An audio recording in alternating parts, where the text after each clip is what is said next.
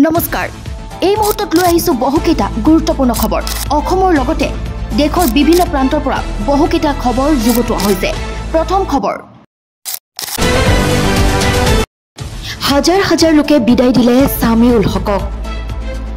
অন্তৰহামলৈ গুচি গ'ল সামিউল হক বিদায় সামিউল হাজাৰ হাজাৰ লোকে অশ্ৰুসিক্ত নয়নেৰে বিদায় দিলে সামিউলক জনসমুদ্ৰত পৰিণত সামিউল হকৰ বাসগৃহ সামিউলক শেষবাৰৰ বাবে চাবলৈ ভিৰ কৰিছে হাজাৰ হাজাৰ লোকে নেদেখাজনৰ ওচৰত সামিউলৰ বাবে হাজাৰ হাজাৰ লোকে কৰিছে দুৱা প্ৰাৰ্থনা মহাসমুদ্ৰত পৰিণত সামিউলৰ জানাজাস্থলী সামিউলক শেষবাৰৰ বাবে চাবলৈ ভিৰ কৰিছে হাজাৰ হাজাৰ লোকে সামিউল হকৰ জানাজাত আজি সকলোৱে কান্দিছে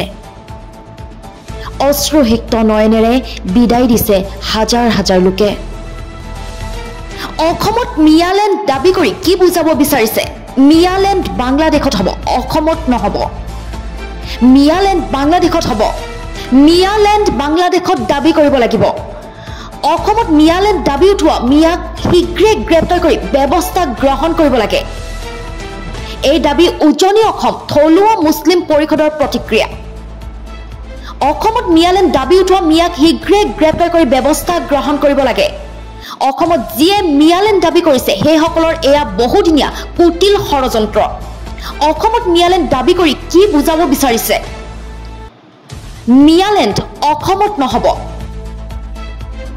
বিদ্যালয়সমূহক লৈ আহি গ'ল নতুন নিৰ্দেশনা উৎকট গৰমৰ বাবে ৰাজ্যত সলনি হ'ল পাঠদানৰ সময়সূচী 1 আগষ্টৰ পৰা পুনৰ আৰম্ভ হ'ব পাঠদান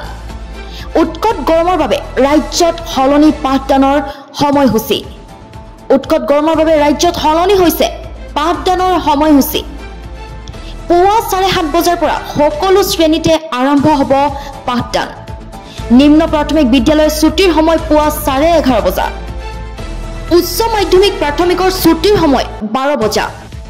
মাধ্যমিক পৰ্যায়ৰ শিক্ষানুষ্ঠানত পাঠদান চলিব দুপৰীয়া 1 বজাত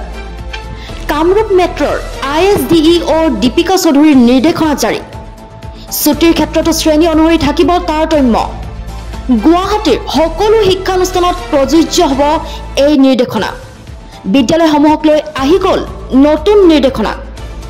যিমানেই উচ্ছেদ চলিব সিমানেই অধিক ভয়ংকৰ হ'ব প্ৰতিবাদ উচ্ছেদৰ মাজতে হাজাৰ হাজাৰ মুছলমানে দেখুৱাইছে শক্তি বাক্সাৰ চলিকান্দা ঈদগাহ ময়দানত আমছুৱে সাব্যস্ত কৰিছে বিশাল প্ৰতিবাদ উচ্ছেদৰ মাজতে হাজাৰ হাজাৰ মুছলমানে দেখুৱাইছে শক্তি যিমানে উচ্ছেদ চলিব সিমানে অধিক ভয়ংকৰ হ'ব প্ৰতিবাদ